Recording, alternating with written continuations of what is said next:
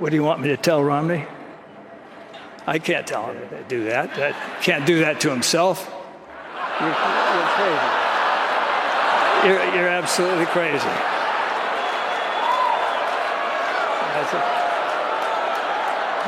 You're getting as bad as Biden. Some people have to tell jokes to make an audience laugh. Clint Eastwood doesn't. The more serious he gets, the funnier things become. One short reply, one cold stare, and sometimes just his presence alone is enough to throw an entire conversation off balance. Oh, we always do cool stuff. We don't do mess with cars around here because I just walk everywhere. But I do stuff with technology. I invented a new app called Bonk. Have you heard of this? Bounce? Bonk. Bunk? Yeah, it's Bonk. It takes a picture of your face. Would you like to try it? No.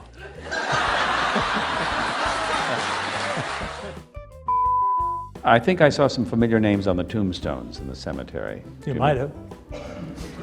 One was Donald Siegel. Oh, Don Siegel, did I put him in there? Don Siegel, and the other was S. Leone. Well, I Paying was debts. having a little fun with those Paying guys. debts. I wasn't wishing anything on him. Some stars are recognizable the moment they speak. And with Clint Eastwood, that voice became so iconic that even Tom Hanks couldn't resist trying it. When you're in a Clint Eastwood movie, you don't even know the camera's rolling, and you just hear over your shoulder, "All right, go ahead."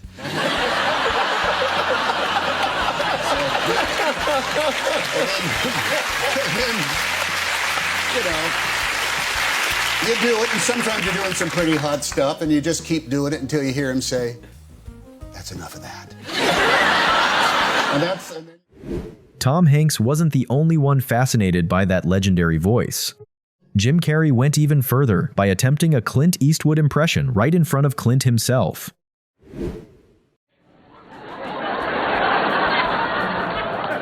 I love that tape. And I show it to all my friends. Naturally, I was elated. I wanted to do the best possible job that I could do for this man. You know, the first day of shooting, I showed up with all these wild ideas. I said, I have a ton of ideas that I want to try out, Mr. Eastwood, if you don't mind. I was expecting a little bit of resistance. Well, maybe we'll just turn the camera on and let him go.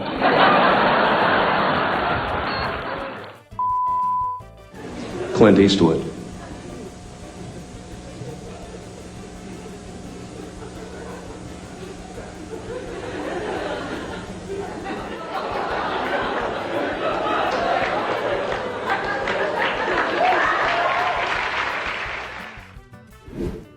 Clint Eastwood is usually remembered for his stone-cold expression and unreadable stare. So when he steps into an impression that is completely opposite from his usual image, the contrast becomes unexpectedly hilarious. You feel tougher when you come on. You do. You rub off on me a little bit, yeah. I see. Because I think you're probably one of the toughest guys I've ever met. Well, that's because I haven't met Molly Shannon personally. Yeah, she's tough She too, can yeah. kick, she can stretch, and she's 50. She can kill. Oh, Molly's gonna go nuts. Yeah. But do you like coming to New York City? Oh, absolutely.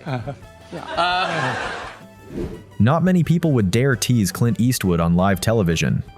David Letterman did anyway, and Clint's reaction is what made the moment truly worth watching. Clint, one night, Clint, would it have killed you? One night to wear a tie. I don't know.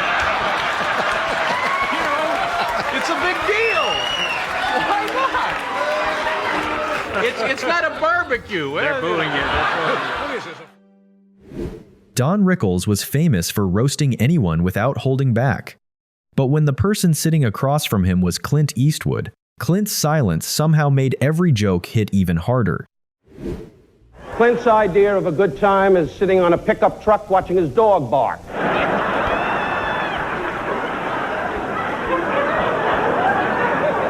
Mother Eastwood is laughing, knowing damn well you never had so much money in your whole life. Your son played the bass. We sat through that.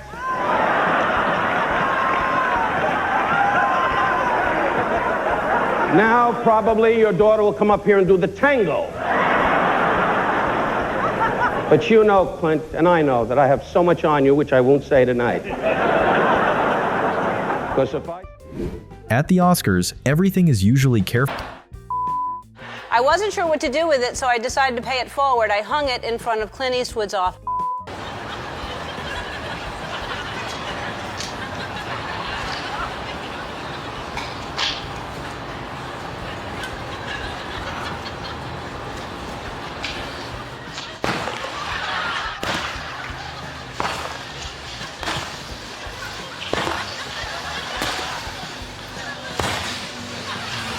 Take that, bitch. Before becoming a Hollywood icon, Clint Eastwood also had years when things were far from glamorous. Burt Reynolds shared that story with Conan, revealing that the two legends once went through a difficult chapter together. Why would they fire you, Clint Eastwood, or you? I mean, well, Clint, they said you talk too slow, and your tooth is chipped, and you won't get it fixed, and you don't listen to anybody. You just want to do things your own way. And I said, why are you firing me? And they said, you can't act. Yeah, do you care about age? Do you think about, like, oh, I'm going to be 90? Does that matter to you? I don't think about it.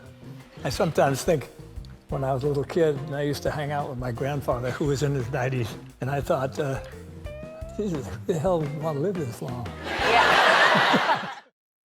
Matt Damon has worked with many great directors. But when he talks about Clint Eastwood, the way he describes him sounds less like a fellow actor and more like a true admirer. And I'm ready. It's like my chance to work with, one of my heroes. And the very first take, I did it, and, a number of different ways that I'm thinking of maybe doing the scene. So he goes, cut, Brent, move on. And I go, hang on. Boss, I want to do another one. I wasn't even in costume. That was the first one. Like, you want to do it. And he goes, why? You want to waste everybody's time. Oh my God. And I went, no, I guess we're moving on. Oh my God. And it was one take. He was holding a gun. But, no. Because when he was doing, there's a great show, Rawhide. I don't know if you're old enough to remember Rawhide. He played Robbie H. And he had all these old directors there who directed movies that made a big deal about yelling action. We're rolling. All right, stand by. This is the take. Everybody ready? Out of 3, 2, 1. Action! And every time they would do that, horses they were on would bolt, action! And they'd have to steal it. Some directors earn respect because of their talent. Clint Eastwood earns even more because of the way he works on set, efficient, disciplined, and almost never wasting a moment. When I worked with Clint Eastwood on Flags of Our Fathers, he hired me. I loved Clint. I worked with Clint. He's a great. What did you do? I did this movie called Midnight in the Garden, Good and Evil. I had one big scene in the courtroom. That's great. Yeah, I loved him. He was like, that was a great movie. He was the best director. He would just do your thing, shoot it, and then he'd go, "That was great. Just on this take, just acknowledge the jury. That's all I need you to do." I go, "Do you have anything else?" He goes, "No. How did you feel?" I go, "I felt great." He goes, "All right, you want another one?" He wouldn't even say action, remember? Yeah. He'd just go, Jack. The air quality was so bad that everyone evacuated, and you said what to them? I was coming back down to do some work in a sound stage, and I saw all this smoke going, and I said, boy, that's right where Warner Brothers is. I said, and I'm getting closer and closer, and it's Warner Brothers, and it's smoke retrieves something, and it wasn't. It was the hill behind there. So we went into the sound stage and started working, and then we forgot about it. And everybody said, "Oh, the studio's been evacuated." I said, "Well, we're not evacuated. We're here working." So yeah.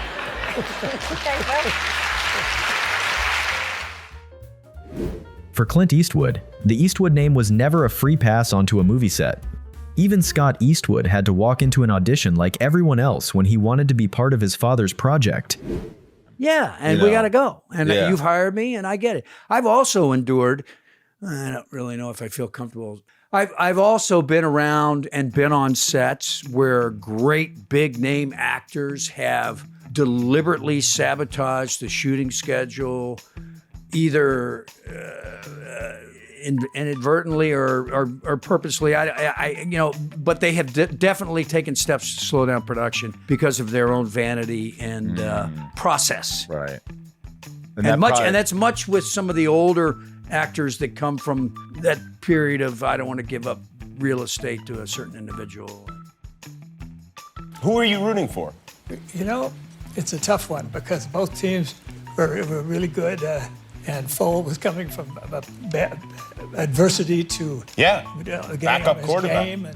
And of course Brady's always great. And the team, so it was a tough one, but it was a nice game, and the way it came out was good. I got you. Do you make nachos or chicken wings or anything like that? None of that crap. What has kept Clint Eastwood in Hollywood for so many decades isn't just his reputation. It's the fact that he approaches every new project with the mindset of someone who still isn't ready to stop. On the screen, you listen.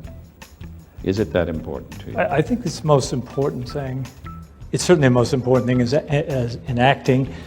Anybody can expound a lot of dialogue, but a lot of people don't listen well. In fact, I think it's something in life. My wife and I were talking about this the other night. Is one of the great things I think they ought to be teaching in schools, and not for acting, but for just life in general, is the art of listening. It's something that a lot of people don't understand, and a lot of people may listen or attempt to listen, but they don't hear, or they don't absorb what they're. But I'm not going to plug any films tonight because this is your last swan song, other than Unforgiven, which opens August 7th. You're a true Tonight Show guest. Gene Hackman, and Richard Harris, and Morgan Freeman. Wonderful cast. But outside of that, I'm just here to say goodbye. When you.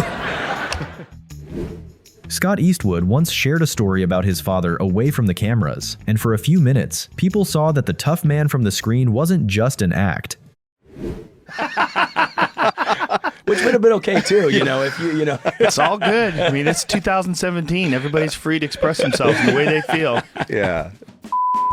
I don't really worry too much about that. People have to think what they think. You can't go out and sell some image to them. That would be false to begin with. So you just go ahead and do your work, and people will form an opinion about you, good, bad, or otherwise. That's up to them. It's not anything you can control anyway. So why bother with it? Looking back at all those moments, what makes Clint Eastwood special isn't that he tried to become an icon. It's that he never had to change himself to become one. This is pretty good. This is all right. I've been around for 39 years, and I've really enjoyed it. I've been very lucky. I heard Al say he was lucky, but everybody feels that way when you're able to make a living in a profession that you really enjoy. That's an opportunity I think a lot of people don't have. I got to thank the crew, David Valdez and Jack Green and all the camera crew. The trouble is with living this long, and I'm speaking out for everybody out there. It doesn't hurt. We don't have to be. I don't say that word anymore. Well, maybe one last time. We don't have to be, what I'm saying is we don't have to be mental masochists and vote for somebody that we don't even really want in office. Just because they seem to be nice guys, or maybe not so nice guys if you look at some of the recent ads going out there, I don't know. But you ought to make my day, huh? All right.